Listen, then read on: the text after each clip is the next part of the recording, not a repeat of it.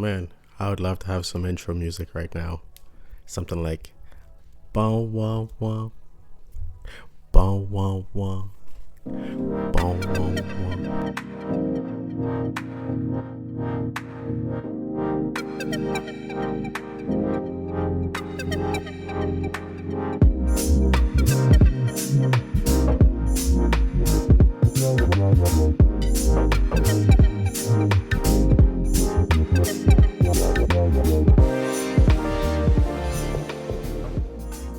Go. All right. Welcome to the podcast. Thank you for joining today. With me, I have a special host, a special guest, and also a star of his own podcast slash live stream. We have Adaberemchi. How are you, good sir? I am fantastic. That's awesome. That's awesome. Before we get into the meat of the discussion today, Yep. I'd like you to take a second to just kind of introduce yourself. Tell us who you are, tell us about your podcast. But also, at the end, I'd like you to give us a kind of one thing you learned the hard way as an adult that nobody prepared you for. All right. So my name is Adaberemchi Aja-Onu. It's a mouthful, but in my grandmother's wisdom, she started calling me AA, and it stuck. So everyone calls me AA. I am married. Been married for 17 years now, and 3 kids. So no, I'm just checking because like guys always forget how long they've been married. maybe we've been enjoying it too long, you know. So and then excuse me, I have 3 kids, and yeah. So that's about me. My podcast. I have I have a podcast and about 3 YouTube channels. So I just create. I enjoy creating content, and the focus is to create content that that resonates with Christian values. I have Traffic Conversations. It's an audio only podcast that's hosted on Spotify. Then I have my YouTube channel, Crossroads IRL. I basically focus on news and politics, but with a special focus on the United States. So if you don't like to listen to news from the United States, it's not your cup of coffee. But I enjoy talking about the news and politics of the United States. It's indicative of what's going to be happening in the world within the next 3 to 5 years. So whatever happens there tends to bleed out into the rest of the world. So it's always a good idea to keep an eye on what's going on there. Yeah. So what did I learn, or what have I learned as a man that I wished I learned when I was 16? There are several things I picked up as a man, and the most important thing for me would be Ooh,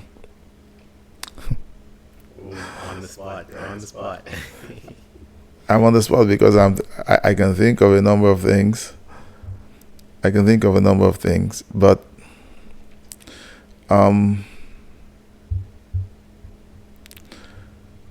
looking back at my 16-year-old self, I would say read more books. Focused on business. I did do some reading, but I didn't pick up a business book until my mid to late 20s. So I saw that I had an entrepreneurial itch going, and no one told me that you needed to prepare for it. The problem is when you watch people who do business and they succeed at doing business, you assume that it's easy. And that's one of the problems that I've seen in the world. People watch billionaires, they make all this money, they get envious and say, I want that. Why aren't you sharing any of that? Well, go make yours and see how easy it is to do what they do. And when you live in a bubble where people use words that kind of make it seem like business people have a mean edge and that's why they are rich. You grow in an environment where being rich, being business savvy is seen as bad. If you really want to be rich, you have to be mean. If you really want to be rich, you have to be this way. And that's where the sentiment that people who are rich stole the money from people who are poor. And then you have that attitude like, okay, when I'm old enough, I'm going to start my own business and then I'm going to do it my own way. You do it your own way and you find out that it doesn't work. So you have to learn the right way to do it. And then you find out the godly way to do it. The right way when you're talking about business principles, marketing, sales, staffing, record keeping, relating to your customers, all of those things, that businesses do. And then on the flip side, you have to do it the godly way, taking care of your employees, but making sure that they're doing their job. So that balance is very difficult to do. It's very difficult, and sadly, people never really learn how to do that. So I would say, circling back to the answer, read more books on business. Very straightforward. Read more books. Yeah, that's a pretty good one. So essentially, what I gather from that is the main reason it's important to read more of the books is because not necessarily anyone's going to be there to teach you how to be a business owner or even a leader in general, and I think it's a pretty good segue into the topic for this podcast. So the topic of this podcast is, I titled it "The More That's Required," and then the subtext is strength, struggle, and showing up as a man. So I guess if we just kind of start this conversation off from the business aspect, we know that, or we can see now that in modern days, like lots of people are aimed to be like business owners. You even see obviously like women breaking into that kind of context a lot more. Generally, I think a lot of women go into like the business or even the administrative and also business aspect in terms of like the learning side as well. That's a bit general, but I know that goes a bit more in depth. But basically, I'm just alluding to the fact that I think there are a lot of like female business owners nowadays too, on the small scale and probably on bigger scales as well. So I guess kind of like one very plain Jane question I'd like to ask first is, do you think that any man has what it takes to be a business owner? Or should he, or rather, instead of saying that, do you think that any man should, or every man should strive to be a business owner in some way, whether it's like a contractor or, like I said, a person that owns their own business, sole proprietor, etc., etc. What are your thoughts on that? I think every man can, but every man won't, because there's a price to pay, and many people don't want to pay it. It's either they don't want to or they can't.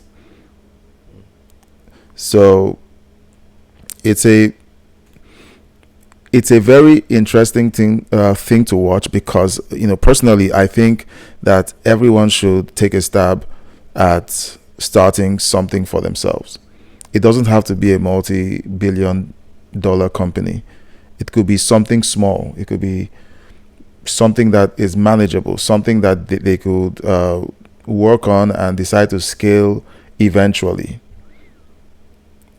But many people don't, because many people are satisfied with a 9 to 5.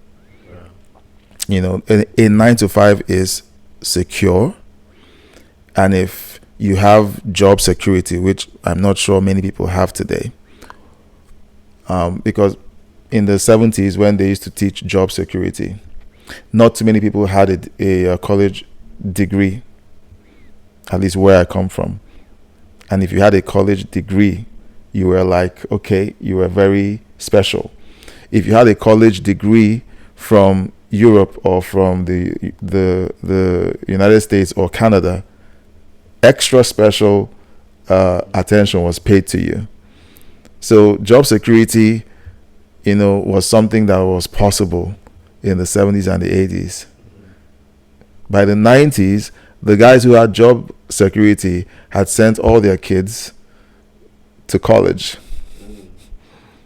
So now the job pool of the job market is full of people with college degrees. Now the competition switched over to Ivy League.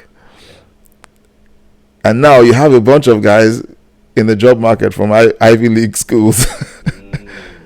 So everything has escalated. Yeah.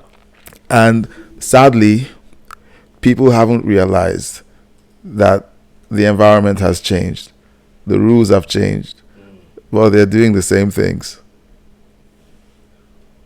Well, I wanna interject there, and I think my interjection is that in this weird kind of way, I think people have become aware that the things have changed, but people aren't changing with it. So they're just kind of looking at what's happening, and then I think, honestly, I think we're kind of like we've become a bit soft to it, in the sense that instead of trying to change the environment or make a change or be the change, we're more or less trying to, I guess, whine about it. Yeah, people are resentful. Yeah. They're like resentful, of the whole thing, and this steps over into the politics side, where governments begin to tell you that they want to give you social security. They want to give you social insurance. They want to give you things that, they lull you into this sense of, okay, well, there's a safety net somewhere. And there are millions of people who have believed the government. Okay? They just believe the government, and they've decided that they will just go with the flow. Now, the question is, how smart is that? How smart is that? Because in a few years, a bunch of these people are going to turn 60. Yeah. And then they would realize social insurance isn't enough to take care of you. Yeah, it definitely isn't right now either. It's just this funny thing, if you're in North America, especially, where I feel like there's a real push to get everything you want, no matter the consequence, usually being getting into credit debt some way, somehow. So when you consider that fact, right? So people get whatever they want, get all the things they want, get all the flashy bling bling. From the man's standpoint, I like to call it peacocking. So you get all the flashy things to attract attention, and And like you said, once we get into that older age, at least if as we head into retirement now, a lot of that debt is kind of following us, and the things that we've purchased and now have as collateral in a sense have depreciated over time. Assuming you didn't buy like, assuming you didn't like use that credit to invest in the business or invest in something that can actually grow, i.e. an asset or a growing asset or anything like that. You then end up in this kind of reverse or upside down area where, yes, you have a retirement, but most of it goes to paying back your debt, because your debt's with you until you pass on. Yeah. Right. So yeah, I think that's kind of a bit of a clash in the thinking of how things are right now. It's the changes aren't the problem. The problem is people haven't changed. They've remained, or let me say, they've held on to the old way of doing things. Get a college degree. A college degree is good, but the question is a college degree what you need? Because like I tell people, what I read in college isn't what I'm doing today. And I wish I had the opportunity to start out with what I'm doing today, but I didn't have that opportunity. So I literally had to bootleg my education in technology. All right. I took several short diploma courses. I've watched tutorials.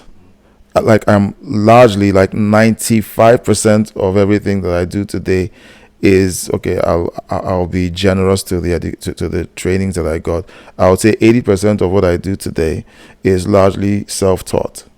I've had to educate myself. I've had to find the content. At first, it was going to a section in Lagos called Otigba. Those of you who are listening, who are from Nigeria, have heard of Otigba. It was the place where you found bootlegged software. Everything bootlegged, from video games to music software for like Fruity Loops, audio tools. Like everything was there, and you could go in there, ask for anything, and these guys had it. They'll give you the thing with the crack keys, everything, and then you would go back home and run it, and then start using it. A lot of careers started that way. If you wanted to install the latest Windows, you went there and got the bootleg version. Why is that?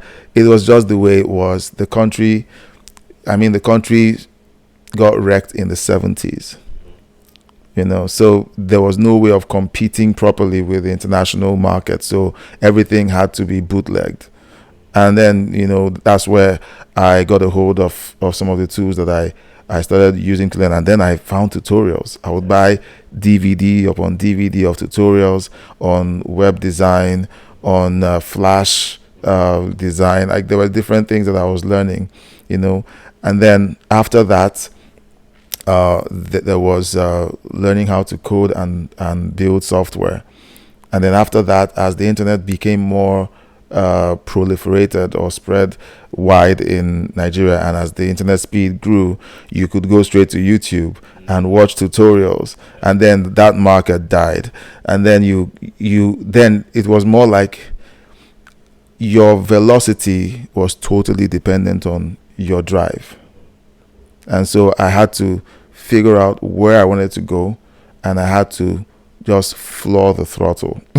I said, this is where I'm going, and I would spend hours and hours and hours just learning online and figuring things out. Now, I studied to be an optometrist. Really? Yes. Wow. And I went from all the way this way, and I went all the way that way. And I had to self-educate most of the way. Now, my journey I would not recommend it to anyone, because because I would say it's been a very difficult journey, because when you're self-educated, the only career path you have is to be self-employed, because every employer would require a piece of paper that says you went to school. A bunch of guys said that that I was trained to do this and it's okay to hire me, and I don't have that. But what I do have is 20 years of experience. So most of the jobs that I've gotten has been based on 20 years of doing, not 5 years of studying. So where I could have started my career 20 years ago, I had to start my career after 20 years, because I spent that period of time going through a learning journey, learning and trying to even do business myself. Now, is that like a sub story? Boohoo! Everything didn't work out well. No. I could shed a tear if you want me to. Nah. Practicing. Nah. I still have some gas in the tank. And already, I'm seeing that the economy is evolving. I have two options now. I can either drill down on the IT section, but now we're competing with machines. And machines tend to work a lot faster. They learn a lot faster. They are more efficient. They don't sleep. And so the industry has changed, but people have not. So right now, you have people in the horse and buggy trying to race against a Porsche, because that's what the market looks like right now. So it's either you become the guy who repairs the Porsche and works on it, or the guy who drives the Porsche. Okay, and there are different ways to transition from driving a horse and buggy to either repairing, maintaining, or driving the Porsche. And you have to decide that you want to learn a different skill. It's like going into a different world. And many people some are willing to, but the rate of learning is very different now. You think you've learned something, you spend the next year trying to learn something, and by the time you're done learning it, everything has changed. Because that's the speed of evolution right now in technology. So the question now is, what strategy would you choose? Okay, and it's an evolving thing. There's no one size fits all for anyone. I'm working through those thoughts. There are millions of people out there who are working through that as well. But they have to do one thing, and that is to set aside their pride. Because every man, and I'm speaking to men, every man has pride. They were able to achieve something. They went through college. They have that diploma hanging on their wall. It's an achievement. It's pride. And it's good. But when that diploma is nothing but lining for your bird cage, when it's not useful anymore in the market, you need to figure out, okay, what else can I do to pivot, to make myself more market friendly, okay, more attractive. So there are conversations to be had, and honestly, I can't have that conversation because there are so many variables to that. That's very true. That's very true. Yeah, that was a good segue too.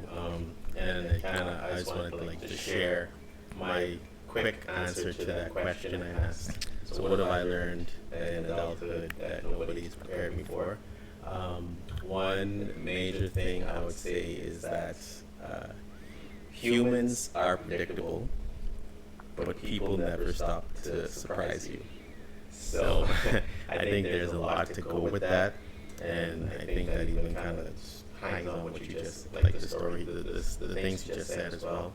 For example, we're all predictable, right? We're all going through that we're in that cycle of going to school, are going to high school, learning how to work for somebody, then we go to college, then we specialize in something, get a job, then we enter the rat race, and then we start getting credit, we start buying the things we want because we need to reward ourselves, and and then you just kind of either you're gonna stay into that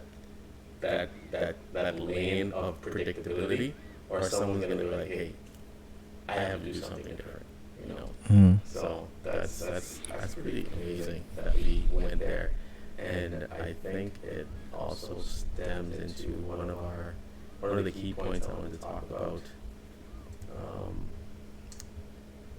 particularly the first one would be like, what do you do when you feel you're not equipped for a situation? So just a quick example would be, or how I could frame this with the conversation so far would be like, say you get that entrepreneurial itch, right? And you're frustrated with your job. You don't want to do this anymore. You're tired of clocking in 9 to 5 or 8 to 4 or whatever you have, whatever it is. But you don't feel well suited to jump out of the situation. For example, you may have some lingering debt that you don't want to get, that you need to get rid of, or that you need a job to pay for, or I don't know, maybe you have a family that you want to support. Well, how would you address that, or how would you speak to that? All right. Step number one: get rid of the debt. You can't jump into a new phase carrying the weight of debt. It is very difficult to do because debt requires consistency. It requires a consistent income. It requires some predictability, and that's why you went into debt in the first place.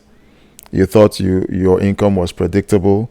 You thought you would be able to clear this up in this number of months because this is how much you earned, and you entered into debt because you thought you could predict the outcome. So the first thing you need to do is get rid of the debt. All right, start working out the debt. And the second thing you should do is have a plan. It's difficult to have a plan because, well, you do have to have a plan, but sometimes it's hard because the plan only goes as far as what you can control. If something changes, like all of a sudden you're laid off from your 9 to 5, all right, the plan just went belly up. Okay, so let's start with getting rid of the debt. All right, if you're in debt, find Dave Ramsey's financial peace program, attend one or read his book, and then get into the baby steps. I have the book right there. Yeah, Total Money Makeover. Yeah, so yeah, get rid of the debt first. Go through the baby steps. Once you get rid of the debt, if all you have left is your mortgage, then it's like, okay, fine. You have savings for 6 months, and then you can begin to say to yourself, all right, I have something to kind of transition to and begin to work out. Am I transitioning into a self-employed role, or do I want to transition into a new role?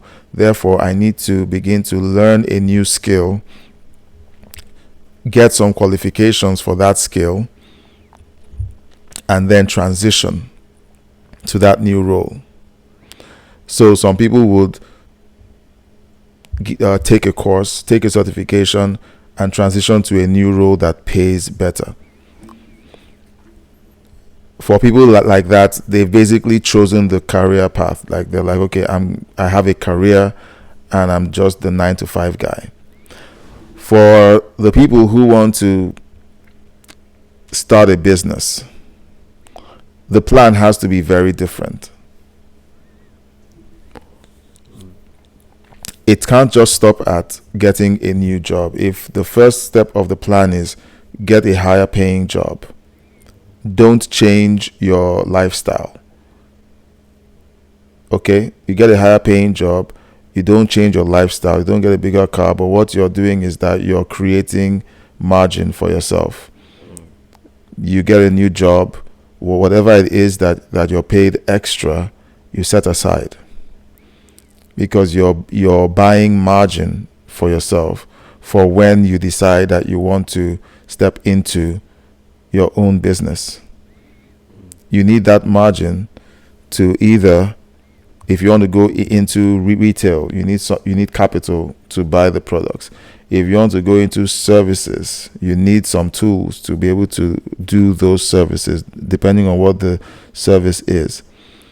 So you need that margin to make it happen. The margin also will represent your savings. It will increase your savings to give your new business runway. You could say 6 months, 6 to 12 months of runway, where your business can run, where you can pay yourself for 6 months to a year until the business can actually begin to turn a profit. So that plan changes because you're no longer just earning more money because you're trying to have a better life, because you're a 9 to 5er, but you're trying to run a business. And the execution too is more painful, because many business people or many entrepreneurs keep doing their day job, and then they spend their nights working on their business. So when their friends are partying or sleeping, they're still up at 4 a.m. working on their business, and this goes on for years. I recommend that people do it while they are still young, in their 30s, because the older you get, the more difficult it gets to be able to do that, and with a family and kids, even more difficult. So it's always good to start early. I would have said this would be one of the things that I would have told my 16-year-old self, but I think what my 16-year-old self needed was wisdom. Because at 16 I wanted to start working for someone, or was it at 18? I think it was at 18. I wanted to start working during the summer. My dad wouldn't let me, so there was a limit to what I could do, while I was still being taken care of by my father. Okay, so while I was in that place of relative safety and provision, I could have taken that energy and invested my time in studying business, learning, understanding how businesses work, and take notes. But I was too busy being frustrated that my dad wouldn't let me go get a job during summer. And then when I stopped being frustrated, I looked for something else to entertain myself. I didn't read. So that would have been something that I should have picked up on early. Yeah, that's great. That makes a lot of sense. And so, kind of what I gathered from that, if I generalize it a bit, would be that you want to. So when you feel you're in a situation that you just don't feel equipped for, you wanna pause, obviously, and you wanna break it down into steps if you can. Break it down into steps so it's not. Like they say, the best way to eat an elephant is one bite at a time. So if you can break up a problem into steps or pieces of actionable bits of content or things you can look at, I think it becomes easier to attack it, as well as it makes it easier to have a plan. So I'm doing this until step 1 is done, and that until step 2 is done, and in either case, when you're not equipped for it, you want to skill up. So whether you're reading a book, or you're doing some extra classes, or seeking out a mentor, or some kind of program that teaches the thing you're trying to, or the thing that you're lacking in, and kind of the last thing I had is, like, you want to be prepared to wait. because that's the next thing. We're in a kind of generation, or we're in a situation where we get things really quickly. Like we're used to, like, basic. I think the generation before this was called like the microwave generation, and now this generation, I don't know. This is like light speed generation. Yeah. I see something, I want it right now. So, I guess that leads into another question I have would be, like, how would you respond to someone that feels that they're like out of patience or just in a place of constant frustration? Like, like it's kind of like another formation of the first question of the question before this, but it's now actually responding to somebody who's down on their luck and they're just in that place of frustration. How would you respond to that? All right. What I would say is that they have to learn delayed gratification. Now, how does that connect with how someone feels about their current situation? Feeling frustrated, feeling down on their luck. How does that connect? It does connect because when you have a situation in your life that requires a change, the first reason why you have the problem is because of, I'll use the term, who you are. The person you are created the problem you have. If you want to change the problems and the situation you have, you literally have to become a new person. You have to think differently, act differently. You have to start operating at a level that is on a different plane. And you have to have the patience to do it long enough that it elevates you out of that place that you're at. It doesn't happen overnight. You have to decide that this thing that you've been doing, for example, you're frustrated down on your luck, and you're thinking to yourself, why am I at this point? I'm in debt. My earnings don't cover my bills. I'm in a vicious cycle, and I'm possibly overweight. What do I need to do? First, you need to cut down on your groceries. You're clearly eating more than your body needs.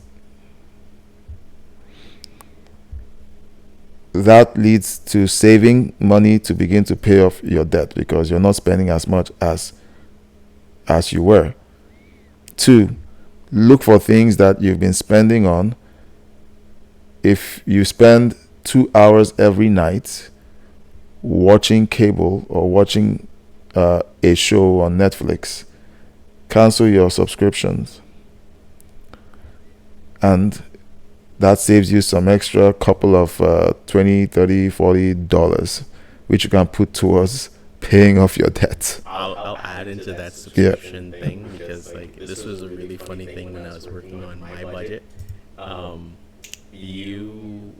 It was a hard pill to swallow too. So like I'm just gonna use like a music subscription. So I was using YouTube Music for a long time.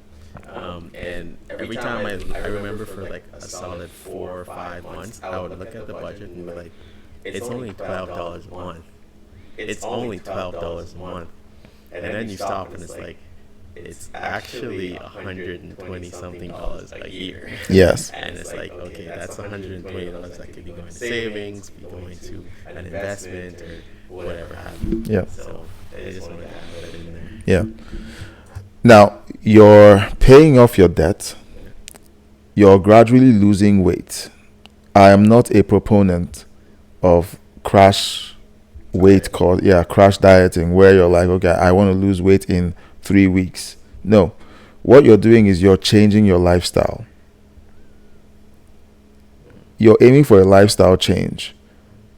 not a flash change. You want to change the way you do things. By changing your lifestyle, you're evolving into a new person. Now, apart from your weight, you need to begin to look at your diet. Is there something that you're eating that's causing you to add weight?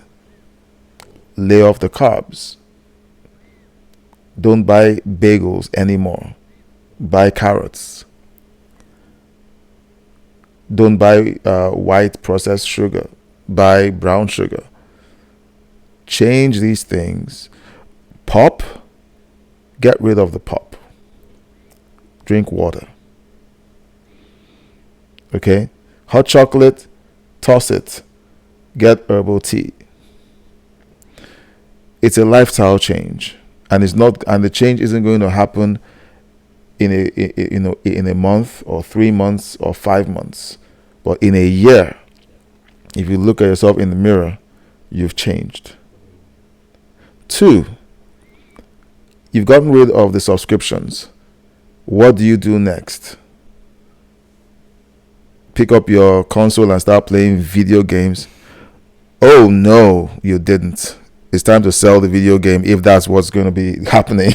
But if you can manage controlling your urges to play video games, and you can keep your console, get books. Put books on your tablet. Get physical books. I like digital books because I can listen to them. If there's one subscription you can have, maybe an Audible subscription where you can listen to business books or books that you need to learn. If you want to learn a technical skill, then you need to get books that help you with the technical skill, or you need to buy a program to teach you something new. And that is your focus. That is your entertainment. You entertain yourself by learning something new and practicing something new every day. So instead of 2 hours of watching a show, you're using 2 hours to learn something new every day. You're literally transforming yourself a day at a time, so that by the end of the year, you're a completely different person. Some people finish learning a new skill and get a new certification within a quarter. That transformation there is ready to go. It's baked in, and you can begin to look for a job that pays you more. Physically, you're now fit. You're able to work longer and harder and learn faster. Because as you practice learning every day, your ability to pick up new skills becomes sharper. So now you can learn faster. You can decide to pick up multiple skills, so that in the end, by the time you look back and see everything you've learned within that short period, you're no longer the same person who was frustrated and wondering what's going on with his life.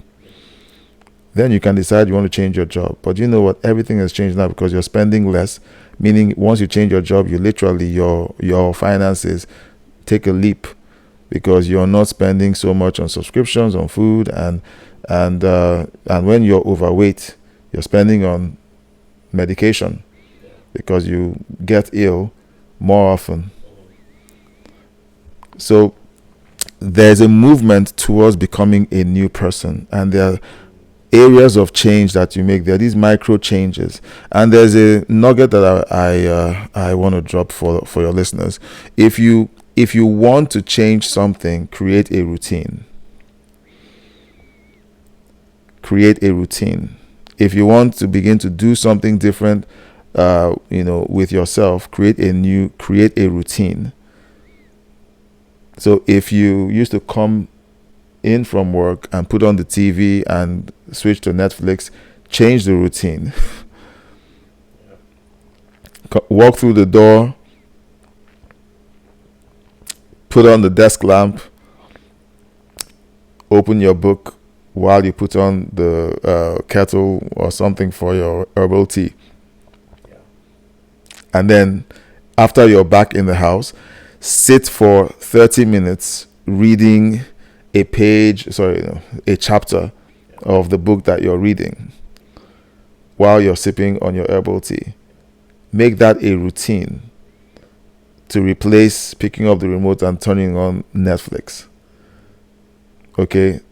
design your routine so that it changes what you've been doing that hasn't been working for you.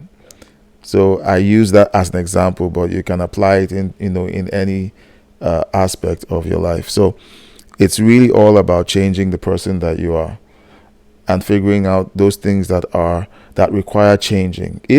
And this requires a lot of self-awareness. Yeah. Okay, like I mentioned, the issue of subscriptions, of weight, like those are the front end issues. Oh no, those are the back end issues that will handle the front end issue of the debt. Because as you work through this process over time, losing weight by spending less pays into the debt. Spending less and getting a training course or something or certification adds to your prospects of earning more to pay off the debt. Losing weight makes you sharper and stronger. Studying every day allows you to learn faster and qualifies you to get a different job or something that will help you earn more in order to pay off the debt. And when you start earning more, that's not time to increase your debt.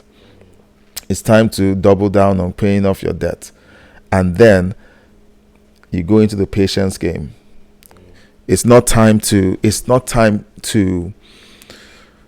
start buying stuff. It's not time to start thinking of moving into a new home or new bigger house. It's time to say, okay, how long can I keep this level of or this lifestyle going until I'm able to build up assets that will begin to multiply and eventually pay for the life that I really want. So I don't know, you're asking me these questions and I'm answering them the best I can off the cuff, but this is the part that people miss out on. They want so much to change their circumstances, but they don't want to change. And they don't realize that the way life works is that if you want to change your circumstances, you need to first of all change you. Because you are the root of your circumstances. Your circumstances grow out of you. Your circumstances don't happen to you. You happen to your circumstances. So once you change, you instantly start putting out energy and signals to your circumstances to demand the change you want. It's a spiritual thing. The things that I've described on the surface appear to be like physical activity, but those activities are tied to spiritual virtues: temperance, self-control, patience, playing the long game, goodness. You're treating your body right. Okay? These are things that come from the spirit. They don't come from the outside. But when you're impatient, when you're unkind to yourself by getting overweight and stuff, when you're doing all these things that destroy your potential, destroy your momentum, put you in debt, those are from the outside. If you read the book of Galatians, you see that flip of the works of the flesh and the works of the spirit. Okay, so these things that you're doing are coming from the spirit, and as you keep doing them over time,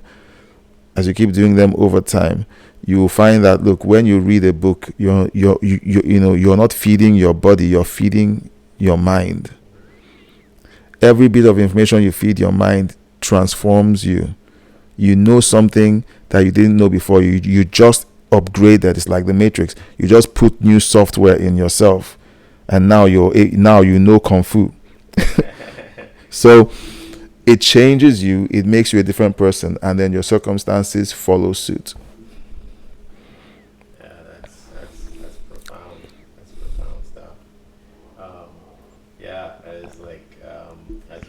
I'm like, yeah, but be transformed by the renewing of your mind. Yeah. Like it starts up here. Like everything you want outside, it needs to start up here. Yeah. Um, and I like the concept of like, you know, if you want to make a change, if you want to make a change in your life, you have to like change your routine. And I'll speak on, or I'll bring back in the delayed gratification comment earlier, where it basically comes down to, you know, when you want to make the change, you don't start big. You know, you gotta try to break it down into small, Yeah. like minuscule things to kind of get big results. So right now, one of the books I'm reading is Atomic Habits. It's a very popular book, and it wasn't until I got to like chapter 3 or 4 when I realized the meaning behind the name, right? Or one of the possible meanings, right? Atomic.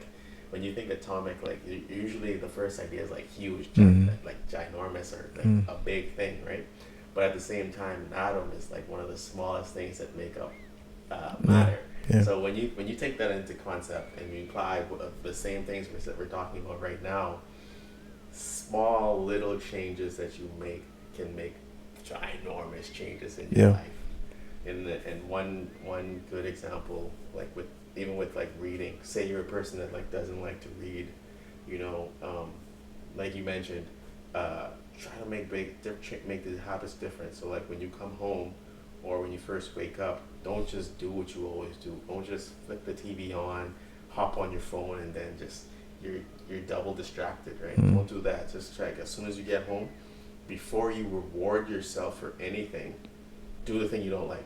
So as soon as you get home, take out the book and read as little as 3 pages or 1 page. You know, start small, and then reward yourself with the TV or with a little scroll on Facebook. Hopefully not 3 hour scroll on Facebook or whatever, but you know, it's the same idea. So you give yourself small rewards, and then small rewards for your small actions that'll lead to bigger changes in the future. So yeah, that's pretty good. That's pretty good.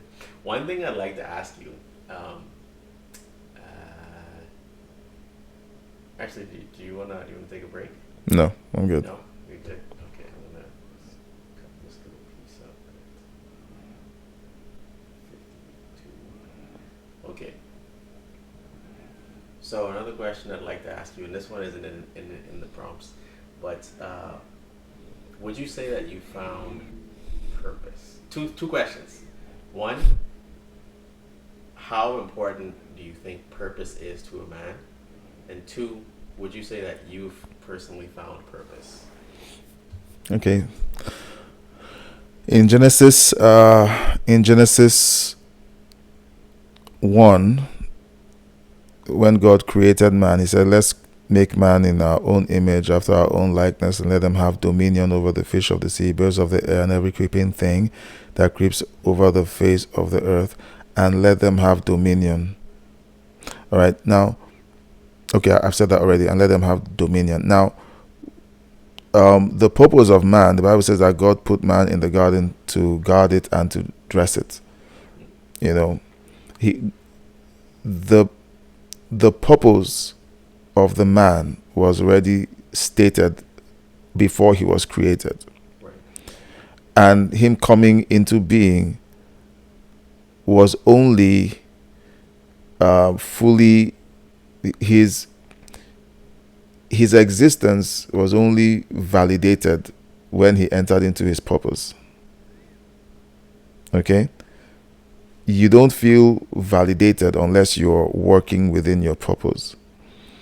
And so he was put in the garden to begin to exercise his purpose. And your purpose, no one ever steps into the full range of their purpose on day one. And so God put him in a garden to kickstart his huge purpose of dominion over every created thing. But the garden was just a small microcosm of what God wanted him to actually take charge of. But he had to start somewhere. Big things always start small. The problem with a lot of us is that we get a sense of our purpose, but we're not patient enough to work out the purpose to its full manifestation. We see the big thing, but we're frustrated with the small thing that we have to start with.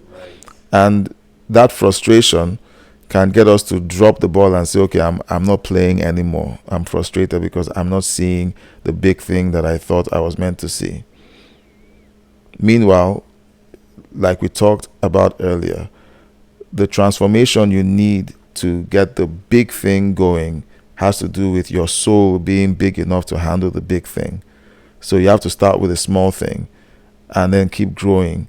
It's like bodybuilding. So you start with smaller weights and you graduate.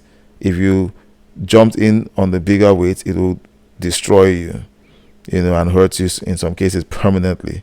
So you have to graduate gradually and until you get to that big plan that you see in your heart. Every one of us has a purpose. Every one of us has a dream that God has put in our hearts, to do in the earth. Many people have separated themselves from God and they want to do it themselves, and sometimes they get to do a version of that and they're happy with themselves and they don't know that they've missed out on what God wants them to do. And there are others who haven't even started because they're too afraid to get to start this thing because they don't think that they qualify. So there's all of that happening at the same time. And so a lot of us do need to figure out what God's purpose for us is and get the courage to start and then find patience to keep going even when things aren't working. A lot of times, the reason why many people don't hit their full potential is that they drop the ball too soon because they are not patient enough to keep going. They're like, it's taking too long, and then they just drop it, and then they turn around. I've dropped the ball many times. I turn around and I see someone that started around the same time I was thinking of doing the same thing, and they are just way out there. And I'm like, okay, so what did I do wrong? And the problem was I was too busy looking for the big end goal. I didn't want to do the bare minimum that I was required to do to start things off. So I've seen myself do that several times. And now I'm like, okay, I'm not doing that anymore. I'm going to put in the reps. I'm going to keep going. It's painful. It's frustrating. The same excuses, that came up back then are coming up now. I need this thing to kick off. I can't wait for this thing to kick off. When will it kick off? Okay, should I go do something else and then come back later when I'm more patient to get this thing off the ground? The same temptation is there. So to the second question, have I found my purpose?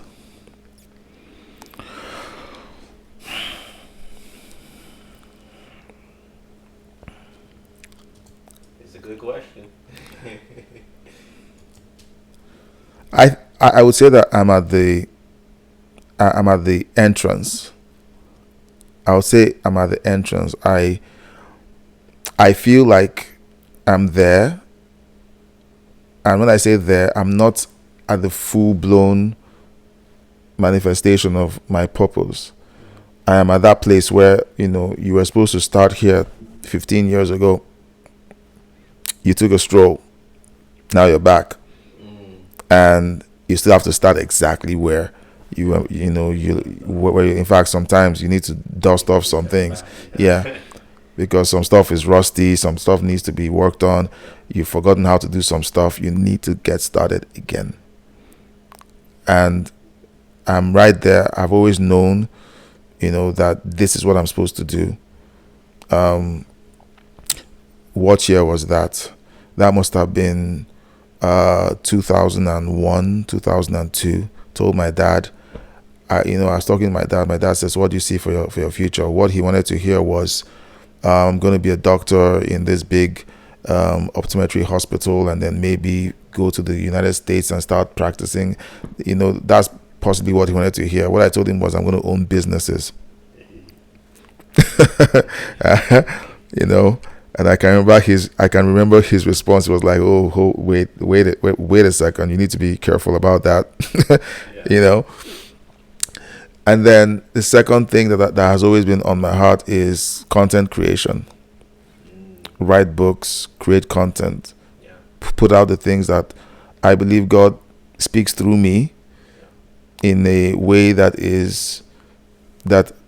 can be transmitted to as many people as need it. You know, so I've carried that since 2001, and haven't done it. I started writing a book in 2001 and I stopped. Do you even remember what it's about? It was a spiritual book, but it was more like me regurgitating something that I was reading or feeding on. You know, like when you're focusing on something, you know, everything you're thinking about is that thing. So you kind of begin to talk about that, you know, because it's top of mind, you know. So, but at some point it was like, okay, I didn't have the patience to do that because I didn't have a computer. I was literally writing with paper and pen. So I was like, okay, this is going to take a while. And I didn't have the staying power to do it, so I left it off. That was 2001. 2006, I kept telling my cousin, I need to write a book. I need to write a book. I need to write a book. Wow. By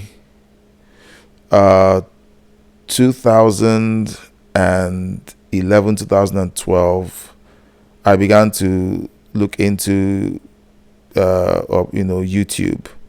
By 2016, I live streamed my first video on YouTube from my phone, and I was just playing around. The video is still on my channel. I was playing around. I might go back and watch it. You know, I was just playing around with my phone, and you know, because I was planning to do like a live stream of a few minutes of me and my employees. You know, then people were coming to my living room. We will work out of my living room, and I was like, okay, maybe I should do like a day in the life of, you know, the team here working. Just record stuff and create content. And then I just it's too, because I was using an iPhone 5. The video quality wasn't fantastic, and me being the perfectionist that I was like, nah, not yet. 2017, this was 2016. 2017, I recorded my first podcast episode in my living room. Too much echo, too much this and the other thing. I was recording the audio on my iPhone 6. Was it iPhone 6? No. Still my iPhone 5. Still the 5. Yeah, I didn't get my iPhone 6 until 2018.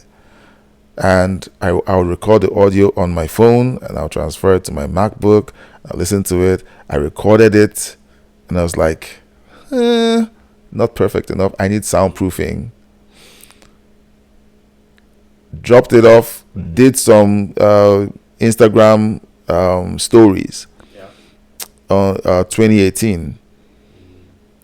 And then while I was doing that, because I was doing audio, then someone said that I needed to do video. I started doing that, but I couldn't sustain it.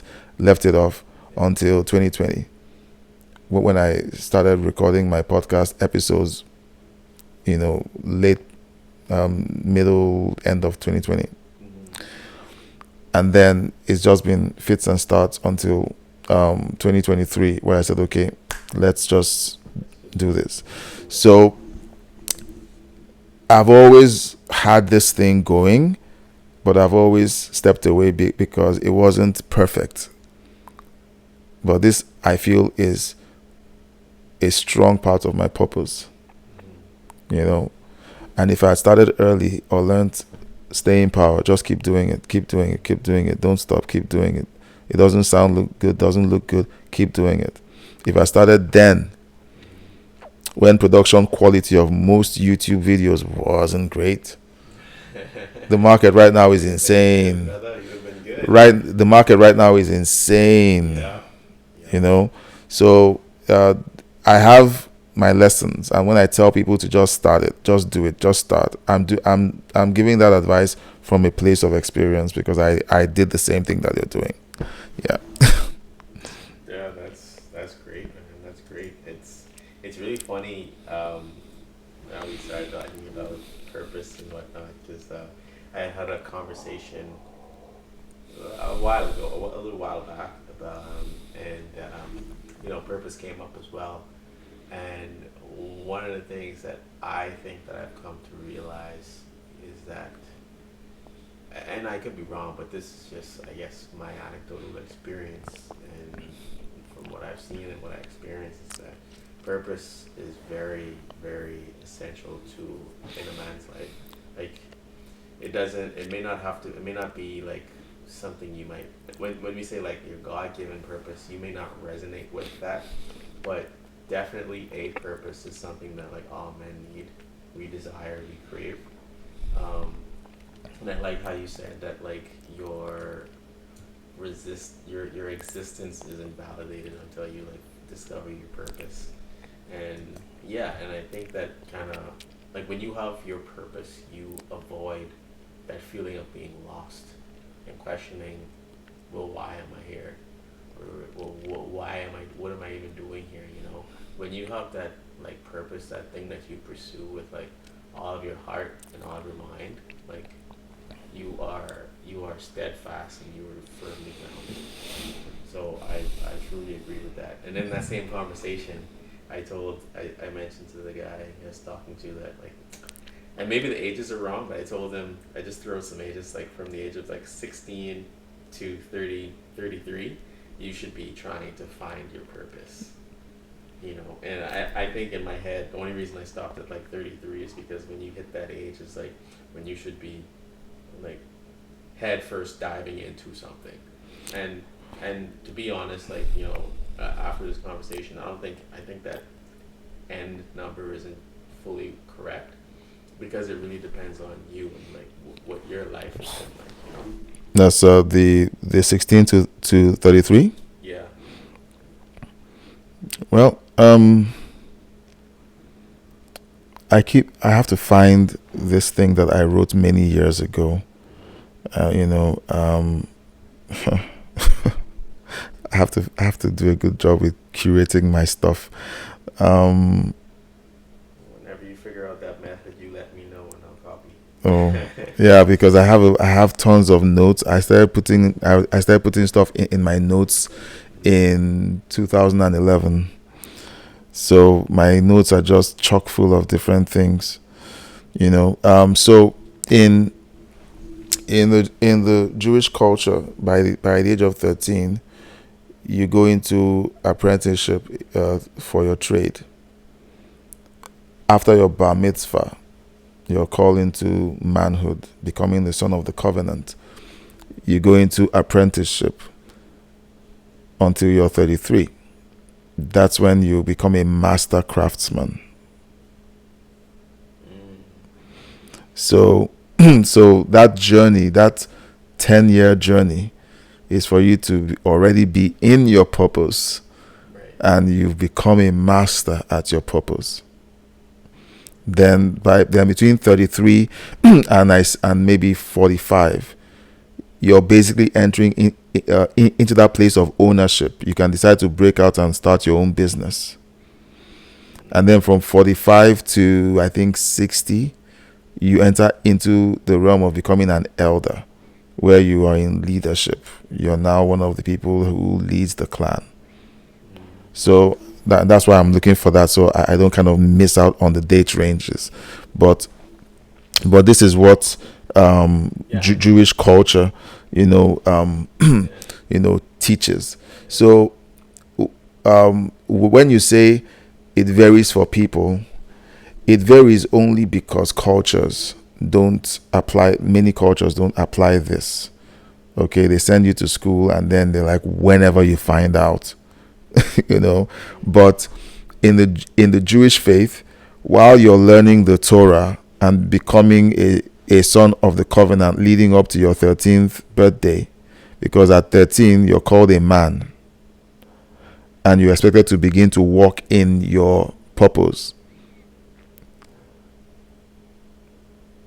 And that's the reason why you have that saying in the book of Proverbs, raise up a child in the way he should go. Okay? Because so when he is old, he will not depart from it. The original Hebrew, I'm told, is raise up a child in his chosen trade. So it's not about being a good person. It's about, this is the business you're going to do. By the time you're old, you're not going to be experimenting. By the time you're old, you will be secure in this. So what I would say is, is people have to take finding out their purpose really seriously. They need to, if you need to get into a community where you figure out your purpose, it is literally life and death. It's life and death, because there are a lot of people whose mental health is in a bad way because they don't realize their purpose. They don't know who they are. They don't know what they are. Yeah. You understand? And I don't want to go down that rabbit hole, but what is the purpose of a man? What is the purpose, what is the purpose of a man? What is his role for his family? In society. Yeah. And what is his role to the society?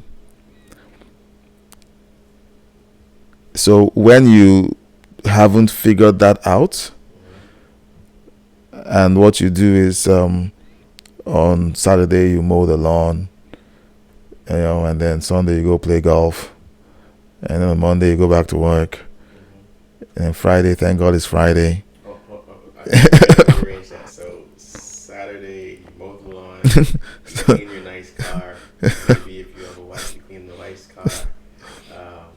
Help with the groceries when the groceries come in. Then Sunday you go golfing. Yeah.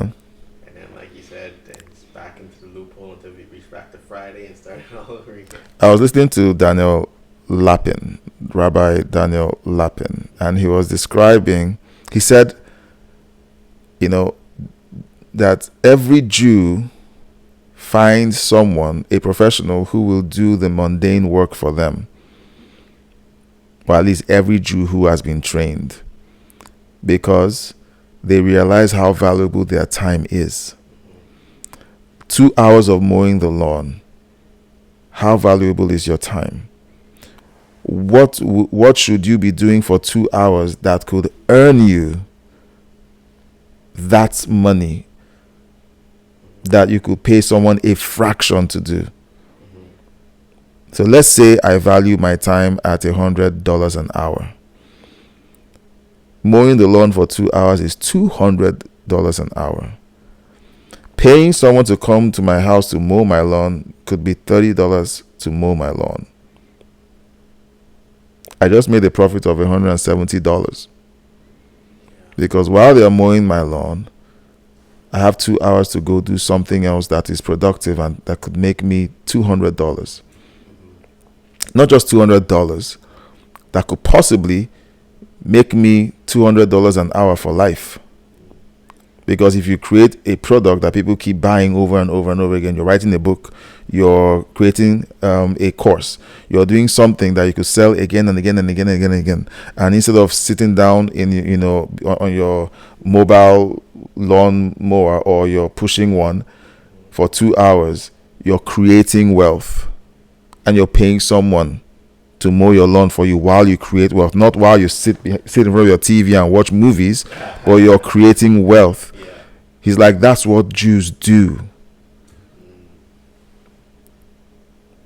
So I would advocate that, we begin to have that mindset of how much is my time worth?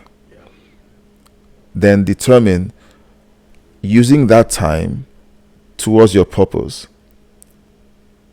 Pay someone to do the mundane work, then use that time for your purpose. if what you're doing is paying someone so that you can have more time to play video games, Yeah. then your time is not worth $100 an hour.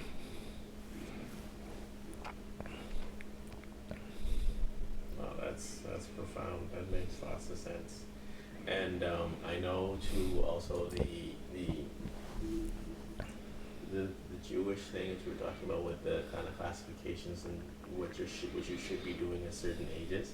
I don't remember the terminology you used, but I remember you had actually talked about it in one of your podcasts. Yeah. But yeah, it's very profound. It makes lots of sense because I'll put it to you. I'll put it to you this way that again, like a man that doesn't have purpose is very susceptible to being lost, Yeah. and a man that's lost is potentially dangerous Yes. to himself and to those around him. Yeah. So that's gonna kind of segue into another prompt, another little question I have, which is, well, first I'll just start off by saying like patience has been like a very subtle undertone in this entire conversation. Delayed gratification or waiting for until or being consistent on something, waiting for the result. Yeah. So how would you say that a man should judge whether like the joy of now is worthwhile? And what I mean by that is just in, I think there's plenty of examples for this. So like, for example, the joy of now could be spending 30 minutes to 2 hours scrolling Instagram, looking at all your favorite people or whatever. Or it could be spending that extra hour playing a video game, or it could be going to this party, going to that party, hanging out with this person, talking to that person. How would you say? And I also want to prefix this question, this situation with the mindset that a man is usually in this when he's like caught up in the moment. So like, one of the major things about men is that we're very like tunnel vision. We're very laser focused on like one thing, especially if it's something that we're like really interested in or passionate about. So when you're in that moment of judgment, of trying to determine if doing the thing now is worthwhile or not, what advice or what would you what advice would you give somebody or give a man even before they end up in that situation? Something to think about if they end up in that situation. What advice would you give them? Okay. The easiest response would be from the words of Jesus. And I'm going to just use that to apply to how this works out in purpose. He says, don't lay up treasures on earth where moth and rust corrupts, but lay up your treasures in heaven where moth and rust do not corrupt. Any activity that you do that doesn't have in itself the inherent power to reproduce itself eternally, it's a waste of time. Now,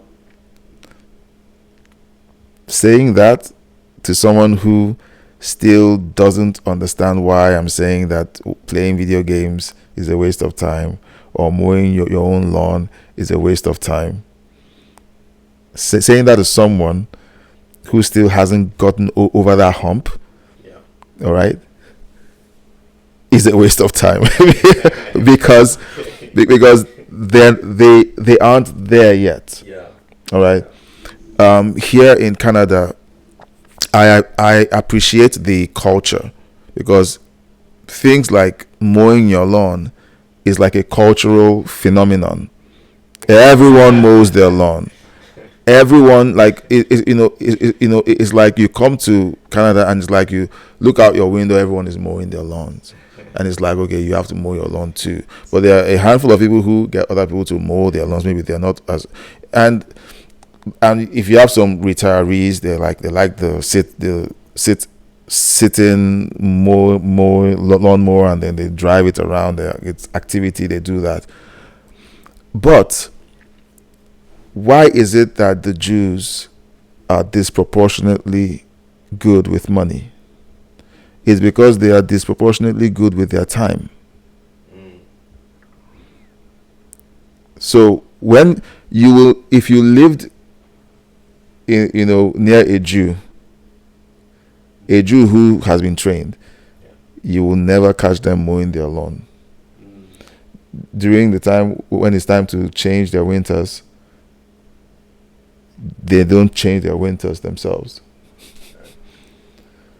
There are things that they will not do themselves, because while that's happening, they could be creating eternal value somewhere, working on something that's going to continue to generate wealth for them. This is mundane. They can pay someone to do it themselves, to do it for them. And so they go and pay someone, and then they go back and build the eternal thing that they're working on. So it's really about, first step for whoever it is that's listening, is you need to look at yourself and decide how valuable your time is. How valuable is my time? That's the first question you ask. If your time, as far as you're concerned, is $20 an hour, $25 an hour, then go ahead and mow your lawn. This isn't for you. But if your time is worth $200 an hour to you, $500 an hour to you, because until your time is worth more to you, it will never be worth more to someone else. Wow. So you have to, it's not about what your employer is paying you. You might be paid $30 an hour, $50 an hour. You have to decide how much your time is worth. And then you say to yourself, okay, it's time for me to treat my time differently. I am actually worth this amount. I would rather pay someone else to do this while I use my valuable time to build something. And you had better be building something and not watching movies. Now, if you're watching movies with your kids, when I watch movies with my family, I don't see it as entertainment. I see it as investment, because I'm hanging out with my family. I'm investing in my kids. I'm the popcorn guy. I don't sit and I'm watching the movie and I'm having fun. Hey, go make the popcorn. I'm the guy who gets up while they're watching the movie, and I go make popcorn for everyone. Because that is me investing in my family. Movie time is investing in my family, time hanging out with them. So unless you're doing that and you have a conscious mindset that that's what you're doing, okay, fine. But your time is precious. You value your time. Decide how much your time is worth. Not what's on your paycheck. Decide how much your time is worth, and then begin to treat your time that way. Then begin to ask yourself, what can I build that can make me this every hour? It may not start out that way on day one, but you can begin to head that way. Once you say to yourself, I want someone to pay me $100 an hour, what can I do to make that happen? Your spirit kicks in. Not your mind. Your spirit kicks in. And it's like, and you begin to see visions. You might think it's ideas. It's not. You just spoke. Your spirit latched on to that vision and then conceived ideas that could make that possible. You begin to see pictures. Then you have to pick one and say, okay, let's work on this, and start working on it relentlessly. You do your research, do everything relentlessly until that thing is built. And then you begin to sell it and sell it and sell it. And then you realize, okay, I'm actually worth $100 an hour now. So if anyone is listening now, this is not woo woo or any of those things. It is just the way humans are built. That's the difference between you sitting on your mobile lawnmower and the billionaire who has people mowing his lawn while he's in he's on his yacht. That's the difference. He chose how much his time would be worth. So decide how much your time is worth and begin to make these changes. I've said too much already, but I think this is a strong start. Yeah. If you can start here, okay, I believe you've got it made. Oh, that's pretty solid. Did I answer the question? No, I didn't. So no, but what did I miss? No, what did I miss? Because I know I went down a rabbit hole. So what did I miss? So we were talking about basically what kind of tools should a man have to be able to judge whether the joy of right now Okay. is worthwhile. So But you were asking how you were talking about how they can find their purpose. I think I answered that question. How they can find their purpose or how they can know that they're in their purpose. You mentioned that at one time. I think I answered that already.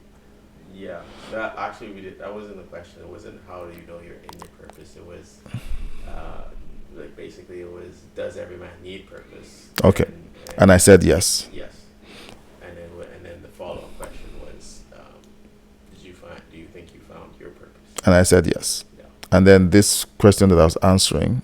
Yeah, this question. So I'll reiterate. Yeah, and I'll give you a very short answer, and then you can edit out everything that I said before. It all sticks. No, just give me that, and I'll give you a very straightforward answer. Yeah, I'll make it a separate video. So the question was, patience has been a subtle undertone in the whole conversation. Yes. Right? And then so I said, how do we as men judge whether the joy of right now is worthwhile? So, and then I gave some pretext or some context to it.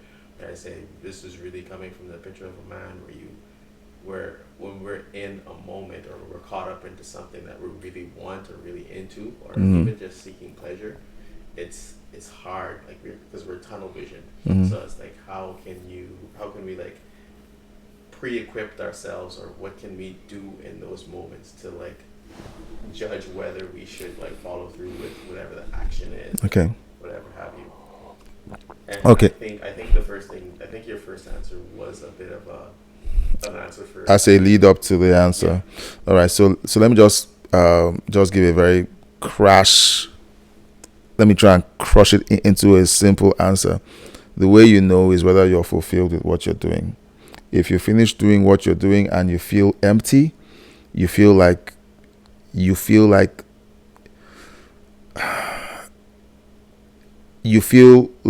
you didn't accomplish something meaningful with your time, all right, then you know that you have to change what you're doing. You have this internal gauge that lets you know whether what you just did was meaningful or not. Now, I went into that last run of answers to point out the fact that spiritually, we're able to tell when we know that what we're building is capable of producing eternally. And if what we're currently doing is only good for now and isn't useful for the next 50, 100 years, 1,000 years, you've not created something that's able to go that far, then you know that you shouldn't be wasting your time doing that. So it's really for you to judge for yourself. You need to be honest with yourself. Will this last? Or is this something that is going to end with my high score? And then that's it. When it's time to pay the bills, you can't sell your high score. Then you know that this has to stop.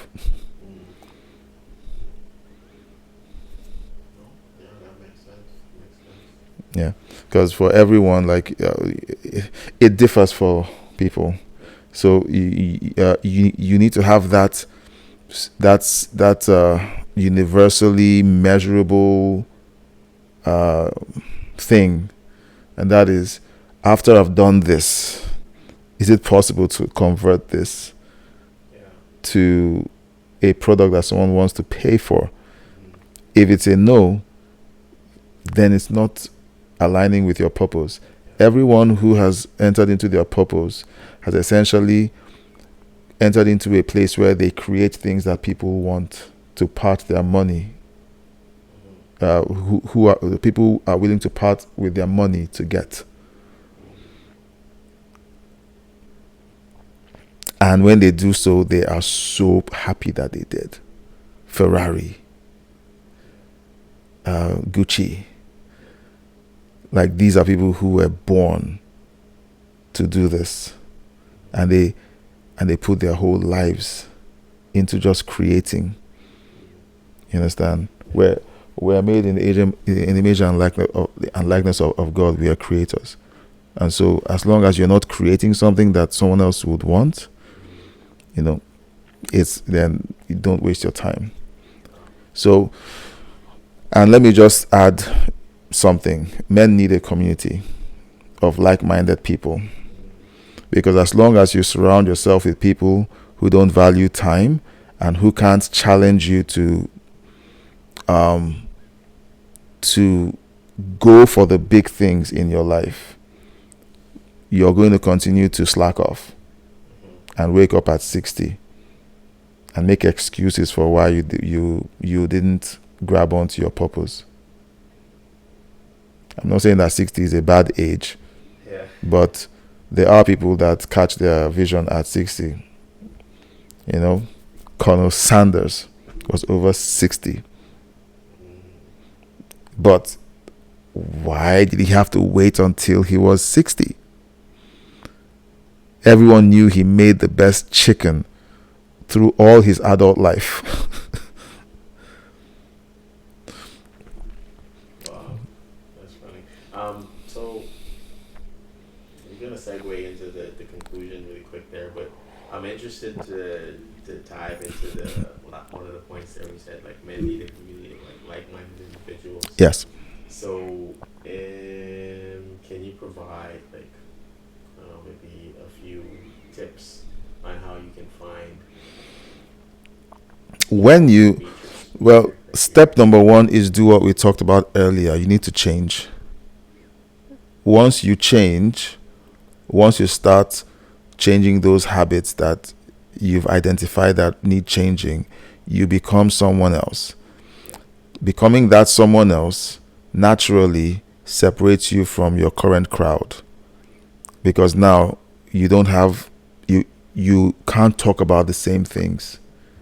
You can't connect, and it's just a natural thing. You've changed. They remain the same. They can't relate to you. You can't relate to them. Now you have to actively look for communities. You either go for events or you put yourself out there and talk to people. You're looking for someone to connect with. All right? You're looking for someone to connect with. You see someone that kind of looks like someone you can talk to, and then you reach out. Now, when you do that, and it's like, okay, and this person is like a peer or someone that is, you see yourself as, okay, I want to be like this person, you can do one of two things. One, you keep that community small. You let that person challenge you, and you have to pursue that thing and say, this is what I want. And then you guys are consciously working that angle of community. You're saying, here's what I'm doing. I need accountability. I need this. And you talk regularly. Or you say, can we have a mastermind of 5 to 12 of us who meet regularly? We can talk. If you're Christians, you can pray, and then you can talk and share ideas about the best way to evolve and to become the person you hope to be. And then your mastermind will share ideas as well, so you can learn from them and they learn from you, and that way you're all growing. That's one way to do it. It's hard to do because men really struggle to be parts of communities. Men are obsessed with being the main character. It's like, it's me, John Wayne. But you really do need to have a community. I found that people who've been able to do that have succeeded. If you've read the Think and Grow Rich, it's one of the keys. Having a mastermind, having people you sit and you discuss with. I've had a mastermind of 2, and one day I was talking with my friend, and we're talking about marketing.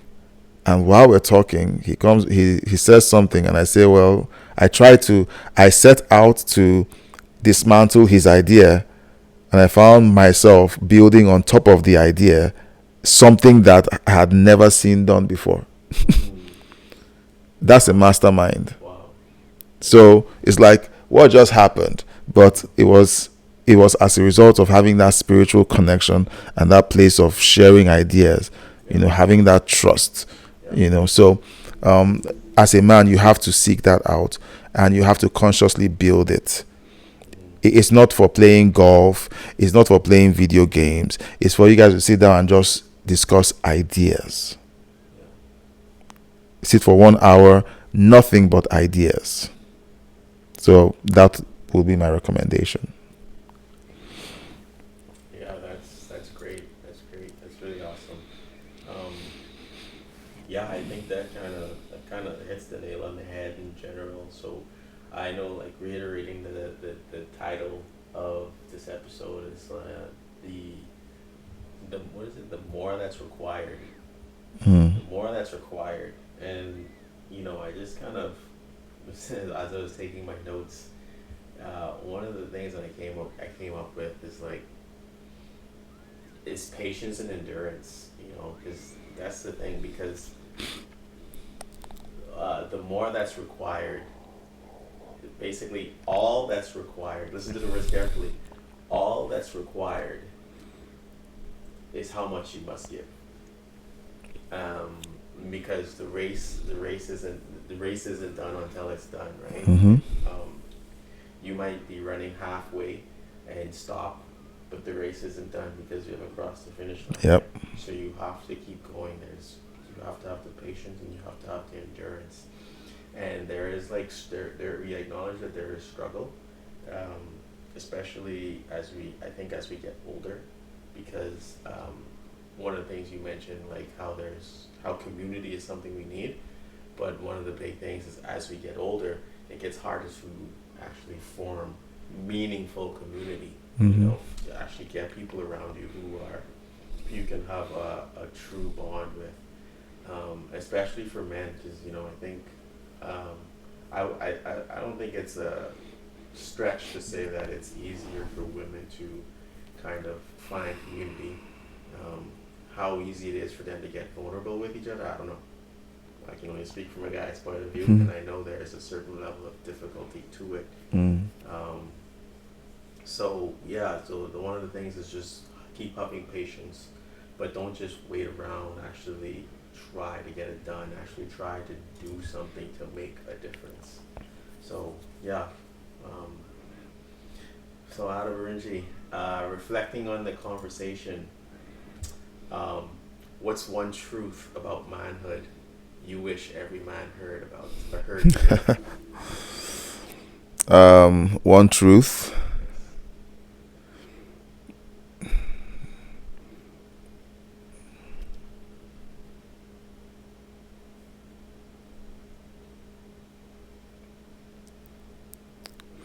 You need to surround yourself with men of value, because environment plays a huge role in being able to execute a lot of these things we discussed today. It's really easy to sit through and listen to this whole episode, but if you have a community that encourages you, that inspires you, and that shares these ideas, these concepts, it's easier for you to execute on them. The reason why a lot of wealthy people naturally have masterminds, most of them do, most of them do, they have masterminds, is that they were trained by either a mentor or their parents about masterminds. So it's not something that comes naturally, else everyone would be rich, everyone would be wealthy.